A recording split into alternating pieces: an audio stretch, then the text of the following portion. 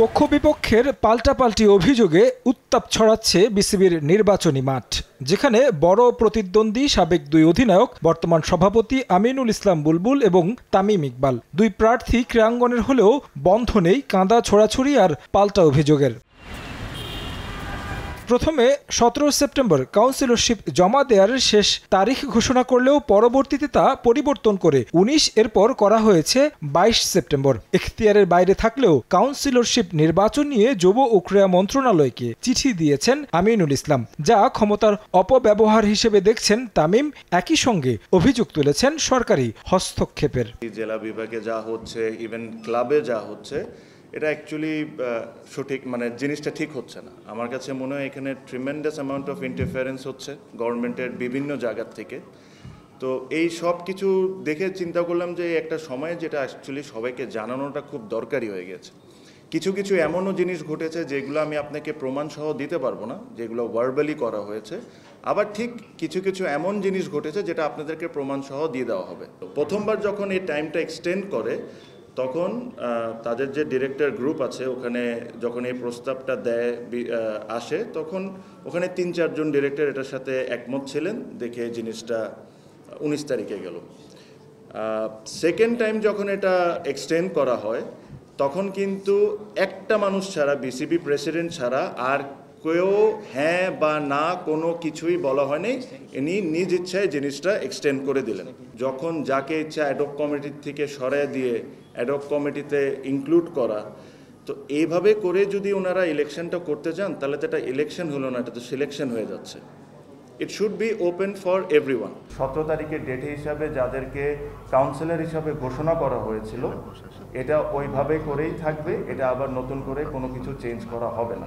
Councillorship নির্বাচনে অনিয়মের অভিযোগ তুলে সংবাদ সম্মেলন করে জেলা ও বিভাগীয় সংগঠকরা, যেখানে যুব ও ক্রীড়া উপদেষ্টার দিকে রাজনৈতিক হস্তক্ষেপের অভিযোগ তুলেছেন ব্রাদার্স ইউনিয়নের কাউন্সিলর ইশরাক হোসেন। বর্তমান সরকার তাদের অনেক কথায় যাব না, কিন্তু বর্তমানে একটা বিসিবি ইলেকশনে তারা যেভাবে নগ্নভাবে হস্তক্ষেপ শুরু করেছে এবং তারা রাষ্ট্রযন্ত্রকে তারা হুকুম দিয়ে তারা যে কাউন্সিলরদের যে লিস্টটা চূড়ান্ত হয়েছিল সেটিকে বাতিল করার জন্য বা পরিবর্তন করার জন্য ডিসি সাহেবদেরকে তারা হুকুম দিয়েছেন বা চিঠি লিখে জানাচ্ছেন, এটা সম্পূর্ণভাবে গঠনতন্ত্র বিরোধী, সম্পূর্ণভাবে অবৈধ। এই কাজ কোনোভাবেই তারা করতে পারে না। বর্তমান সরকার একটি অস্থায়ী অন্তর্বর্তীকালীন সরকার, তারা রাজনৈতিকভাবে নিজেদেরকে বিভিন্নভাবে জড়িয়ে তারা এখানে রাজনৈতিক ফায়দা লোটার চেষ্টা করছে। আমি শুধু এতটুকুই বলবো যে এই ধরনের কর্মকাণ্ড করে কিন্তু আসলে শান্তিপূর্ণ কোনো সমাধানের দিকে যাবে না। এখানে কেউ কাউকে আসলে ছাড় দেওয়ার জন্য নির্বাচনটি হচ্ছে না।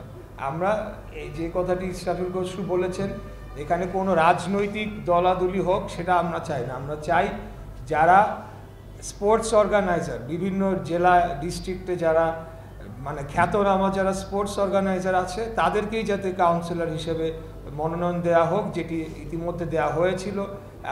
এক একটি জেলার যারা ডিসি সাহেবরা আছেন তারা ইনফর্ম, তারা তো রাস্তা থেকে কাউকে ধরে এনে বানাই দেবে না।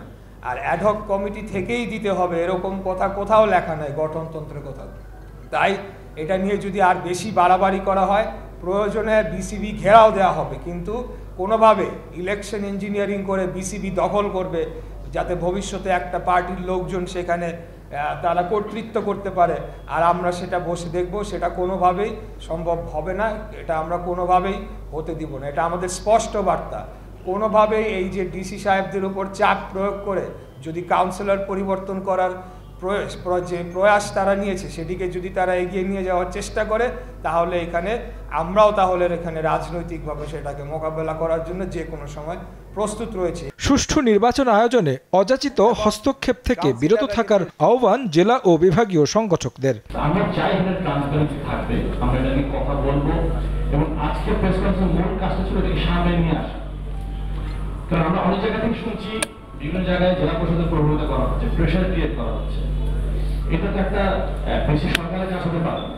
সরকারের যন্ত্রটা কেন বিসিবি ইলেকশনের কাজে ব্যবহার করা? বিসিবি আমাদের basically sports organization, sports association. বিসিবির কাজ হচ্ছে ক্রিকেটকে ফ্যাসিলিটেট করা, ক্রিকেটের অগ্রগতি সাধন করা।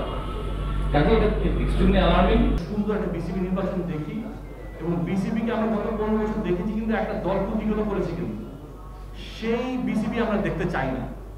আমরা সেই বিসিবি চাই যেখানে যারা genuine sports enthusiast, genuine sportsman, যারা ক্রীড়ামোদী, ক্রীড়াকে ভালোবাসে, তারা যেন বিসিবিতে ইনভলভ। এখানে যেন কোনো ম্যানুফ্যাকচার্ড ইলেকশন না, এটা হলো মূল জিনিস। এবং আমরা গত 15 বছরের ওই ফ্যাসিস্ট প্রবণতা দেখতে চাচ্ছি। খুব দুঃখজনক যে আমরা একটা ফ্যাসিস্ট প্রবণতা এখনো দেখছি। নির্বাচন হবে সুষ্ঠু সুন্দর, যেটা সবার কাছে গ্রহণযোগ্য থাকবে এবং সবাই তাদেরকে নিয়ে গর্ব করবে যে একটি ভালো নির্বাচন হয়েছে, তারা দেশের জন্য, ক্রিকেটের জন্য কাজ করবে। এরই মধ্যে ঘোষণা করা হয়েছে বিসিবি নির্বাচনের তফসিল, যেখানে 6 অক্টোবর হওয়ার কথা রয়েছে ভোট গ্রহণ। তারেক হাসান শিমুল, সময় সংবাদ, ঢাকা।